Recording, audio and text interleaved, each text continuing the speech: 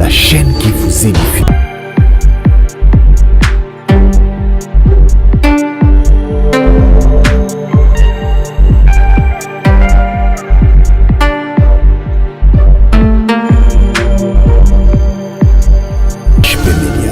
La chaîne qui vous édifie. Salut à tout le monde de partout où vous nous captez en ce net moment. Chers téléspectateurs, il y a EHP Média, la chaîne qui vous édifie. En tout cas, encore et toujours, Toza Kakawana pour na Kosepeli Sabino. Nabokasi ya maman GH, hein, notre maman de cœur, notre maman Oatunda Bolingo Penza Ibele. Malgré tout ça, dans la période de matin, on a eu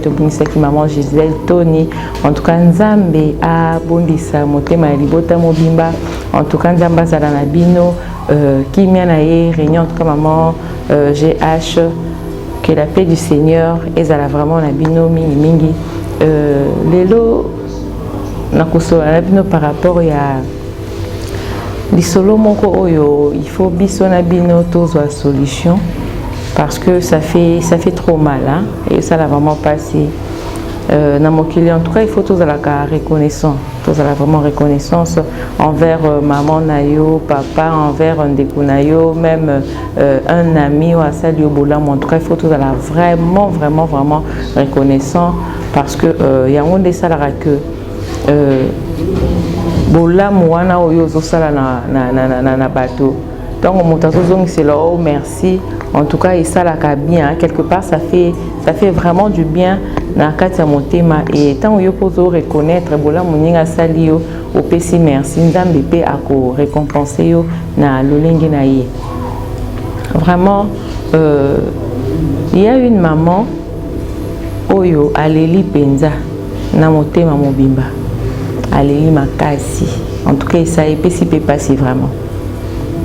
Maman wana zui occasion ya kosolola na ngai kotalisa ngai makambo oyo elekeli en tout cas et ça est vraiment pas si makasi. Chers téléspectateurs, maman wana azaki na mwana na kaka moko azalaki te me azana mwana na kaka moko et anyokomaki vraiment baton ebele bani ebele abandaki kobota te. Et kaka na kolela kosenga na nzambe nzambe aki kopesa ye mwana kaka moko ya mobali. Et mwana wana aye kokoma na ba 10 ans papa na ye aye kokufa. Déjà bazaki na vie moko ya pasi makasi oyo papa azalaki il faut aluka asala be forme moko boye ya kokende kokataka bakoni, il faut akendaka koluka asalaka ba 2 jours so ba 5 jours nde basalaka mpona koluka kosala makala et tout tanga kobima bandi koteka biloko mwa 2 fois kuta bande komona na pena na mwana wana te. C'est beaucoup plus la maman qui restait avec son fils parce que papa devrait kokende koluka mbongo. Mais il s'est fait que tant que papa wana ekokufa na âge à 10 ans et maman a kozwa relève ya kobokola mwana na ye. Azui relève ya kobokola mwana, sali effort, mwana ya kokoma na âge ya 13 ans. À 13 ans déjà, donc 3 ans après liwa ya papa na bango, 3 ans après liwa ya papa wana, maman wana loba a compris la mystère wana te. Il s'est fait que moko mususu a déplacé ka moi mukie pour akende juste côté ya bilanga et na mosika kozonga na ye amoni ndako ezopela moto, ndako ebandi kopela moto et akimi mbangu tellement que ezalaki mwa molili le temps abelela bato bayaki noki te akimi penza mbangu po aya koluka kobimisa mwana na ye na kati ya moto wana. Ayebisinga yaya nalingaki kutu nga moko na perdre na nga vie mais mwana na ngai azalaki nano moke makasi aza na avenir ebele liboso na ye ebongaki te akufa ndenge wana falaki acontinue vie na ye. Et je pris les risques ya kokota na kata ndako wana bandako ezalaka basystème ya bandako ya bapaille. Heureusement esika mwana wana alalaki jour wana na kikuku moko wana nzambe kaka na bolingo na ye asalaki ke aprotéger mwana wana mais déjà ibandeli nyonso ya porte ti okoma kuna na kati moto déjà bande kopela makasi et kokota ndenge mama wana akotaki abi ayebi te atutanaka na eloko moko boye na elongi na ye akomprenaki te ezalaki nini mais du moins asalaki effort malgré pasi wana ayokaki na elongi abi abimisaka mwana na ye aye kobimisa mwana na kati ya moto wana et ntango abimisi mwana na kati ya moto a épargné moi en la danger abikisi moi na ye et ye moko par après a ko perdre connaissance par rapport à eloko oyo ezwaki wana na elongi ayebaki te so ezalaki nini et bato baye koya na nsima kaka ndenge ezalaka tomonaka ata na bafilme baambulance eyaka kaka nsima bapolisier bayaka kaka nsima mituka ya anti incendie eyaka kaka na nsima et ntango baye kokoma bayaki kokutaki mwana azalaki pembeni abandaki kolila azolela ye mpo na ye ayebaki ke mama na ye akufi ok mama na ye perdaki juste connaissance baye kozwa mama wana baye komema ye esika moko mopepe ezalaki baluki bameka kopupola bameka kosala mwani mpo mama alamuka mama ye kolamuka ntango alamukaki azoyoka elongi mpasi or que mama yango azikaki une grande partie ya elongi na ye en tout cas ezikaki ezwaki moto et ntango elongi wana ezwi moto en tout cas azalaki na choix te parce que faki ademeurer nango ndenge wana parce que alobi à l'époque en tout cas lokola mbongo ezalaki nanu te moyen te ke opota soki esili baluka bacicatrisant et tout en tout cas etikalaki kaka ndenge wana moke azobokola mwana na ye moke azo évoluer mwana azokola na kaka na pasi ya moko koteka mwa manioko koteka mwa nguba koteka mwa nini mpo mwana akola atanga azala moto et le garçon a aussi sa étude na ye azwi pe comment bakole ye asisi licence et tout azalaki toujours na maman na ye abandaki kolinga maman na ye makasi et surtout komona kaka makambo ya mona wana déjà ti amonaka maman na ye akoma na elongi ndenge akoma bongo en tout cas esalaka que alinga su maman na ye makasi parce que ayebi ke maman na ye ariska vie mpo na ye ambiance ebandaki korégner bongo na famille maman na mwana na ye bavivaka na bango malamu et jusqu'à ce que mwana mobali aye kotombe amoureux ya mwana mwasi moko songolo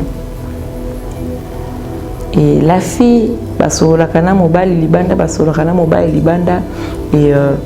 mobali mpe ayebisaki ke nga nazalaka na maman na ngai elle est tout pour moi ye nde moto asali ke nga nazala oyo nazali c'est à elle que tu dois ces grands hommes que je suis aujourd'hui en tout cas amekaki kovanter maman na ye na bandenge nyonso esengeli et la fille abandaki mpe kaka kosepela so mpe ezalaki ironie soki ezalaki nini toyebi te et par après quand le garçon aye komema mwana mwasi na ndako na bango awa nde esika makambo nyonso pene ebandi aye koya mokolo ya liboso ayaka mama azalaka atakendaka prière mokolo ya mibale ntango aye koya mama azalaka na ye azalaka ya kolala boyaka kodéranger mama mokolo ya misato ntango akoye koya nde aye kokutana na mama ye moko garçon azalaki te atoke porte maman afungoli ndako ntango mama afungoli ndako ye komona kaka amoni cicatrice wana asursauté on dirait moto amonaki démon on dirait moto amonaki elima moko boye aye kotuna mwana na ye maman nazoluka Michel maman aye koyebisa ye te Michel aza te akendaki mama na ye ya mosala mais kota ozela ye na fille akoma kobanga ya neti mwa somo azokuka te azoyoka kaka neti azoyoka maman wana nkele de choses comme ça afandi maman aservir ye mai aboyi kotuna komela mai et maman abi moto mosusu eza nango kaka azani mpe na mposa komela mai te mais maman elle était tellement gentille ameki kosola na mwasi ya mwana na ye mpo yayebaki nanu te ke mwasi ya mwana na ye mais amekaki kaka kozala gentille que la fille a se sentir mal à l'aise quoi. Mais la fille elle était du genre on dirait azo sepela kutuka te komona mama wana pona ye akanisaki mama wana zata mosusu mwana musala alors que ezaki maman ya mobali na ye ya copain na ye et maman Tango mwana ye aye koya ayebisi mwana na ye aye akutani na moto ayaki koluka ye et puis après bah évoluer ndenge wana la fille est partie deuxième fois tanga aye koya donc la fille akomaki kaka mwa ndenge azoluka kaka par tout le moyen maman wana longwa na misu na ye parce que abanda kokosupporte te surtout atali cicatrice ya maman wana maman azoloba azobeta lisolo na mpasi na motema na mai ya misu en tout cas esalaki nga mpe bien te et la fille a bandi monter Michel contre maman na ye. Elle a commencé à dire des trucs bizarres, elle a commencé à dire des choses où yozomona que pour Luka monter kaka mwana contre maman na ye jusqu'au point ya kokene ko futa bato mbongo na nzela koloba que maman wana azandoki ebite motema nini oyo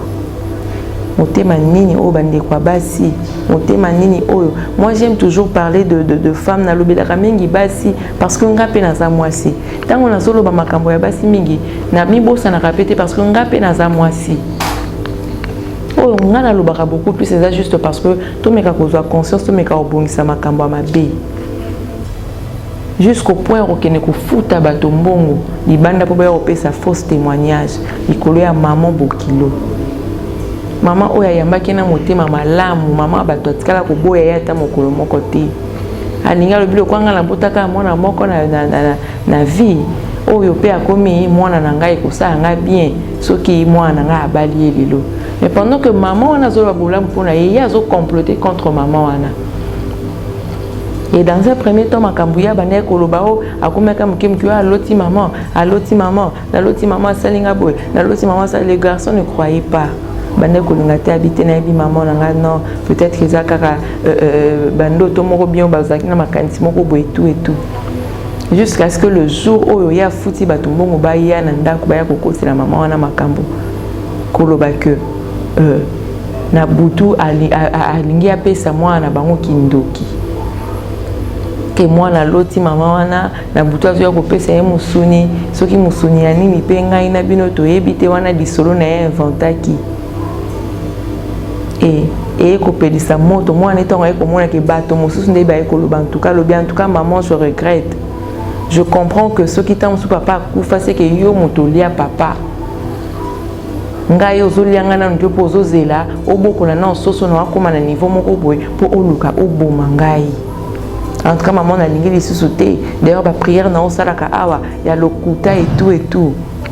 na kondima o lisusu te serait mieux au quitter kanda kunanga otikanga na sala vie nanga na mwasi nanga kende sika yo monyo ko kende. En tout cas ça li pasi makasi maman aboyi ko continuer la suite parce que azaki nesika o kende te kaka ye na mwana na ye famille na ye mobimba yango wana maman wana ebisinga bi bisika ongana kendaki en tout cas ça bisika ya pasi j'ai souffert pona koma ndenge lelo nazali ti ozomona etana ngabo en tout cas et ça li pasi makasi et aye kozwa contact nanga à travers bandeko moko bazalaki nzinga na ye esika oya koma ba kotala masuona bango na telefone ka ndenge ezalaka ye pa yoki lisolo alobi te nga fona luka moyen na benga mwana mwasi onatalisa ye pe likambo pasi nini o nga naza nango si y aurait moyen ba pesa nga idée qu'est-ce que je dois faire mwana nga bengani nga na ndako par rapport ya likambo nga na yebite bakoseli nga mwana nga lingi koyoka nga te abosani oyo nyonso nga na ye tomoni depuis papa na bango akufa ti lelo akoma oyo ya komi abi en tout cas nani loko mabe akoloba te parce que c'est mon enfant nzambe abomba ye kaka batela ye et mwana mwasi wana aza mwasi moko malamu te oyo abongi na mwana nga me nzambe asunga mwana ngai mabe ekomela ye te. Mais la maman était en train de pleurer. Bandeko balandi ya ESP Media biso na bino to luka pena moyen to pesa solution na likambo oyo pour maman zo ebate asala nini alingi pa to pesa ya makanisi asala nini pona makambo ekomeli. En tout cas fidèle téléspectateur aimable ya EHP Media quand ndenga na lobaka chaque fois EHP toujours plus haut, toujours plus fort. En tout cas, tokomata, l'issue encore et encore pour faire parvenir bino oyo bino besoin a besoin ya ko mona bino besoin a besoin ya ko longa. Donc c'est juste ça, lisolo oyo maman a beti en tout cas pour te trouver solution biso na bino to meka kotali sa maman na biso ninyo ye singeli ya sala elongo na nzambe to bike to kolonga bo benga kana numéro wana pour na kopesa la suggestion na bino en tout cas vous avez malamu mingi.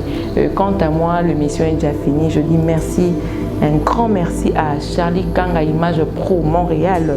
toujours au four et au moulin. Je dis merci à Bruce Garçon Bilma. Je dis merci à Nathan Mwamba, hein, toujours opérationnel. Dédé Miongo derrière la caméra. Je te fais un grand coucou. Je dis encore merci à Freddy Malouba. Hein. Depuis quelque part hein, en Irlande, Freddy Malouba, Oyayo Yangowana, hein, le cœur de la douce. En tout cas, Tobombi, ceux qui s'y entre parenthèses. J'ai dit encore un grand merci à maman GH, notre maman de cœur, maman Atonda Bolingo. Merci, Nzambi vraiment Azana Bino. Kaka nenge na lobaka bomo mesano soki yesu azongi lelo te. En tout cas, retrouvons-nous au prochain numéro. Bye. La chaîne qui vous édifie.